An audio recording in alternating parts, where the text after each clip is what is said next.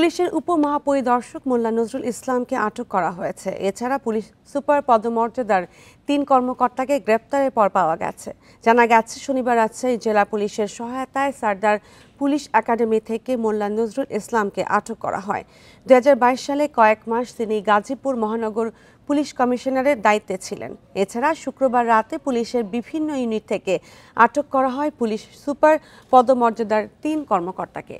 তারা হলেন নোয়াখালীর সাবেক এমপি মোহাম্মদ আসাদুজ্জামান, কুমিল্লার সাবেক এসপি আব্দুল মান্নান এবং বাগেরহাটের সাবেক এসপি আবুল হাসনাত। বৈষম্যবিরোধী ছাত্র আন্দোলনের সময় হত্যাসহ বিভিন্ন মামলা রয়েছে ৩ পুলিশ সুপারের বিরুদ্ধে।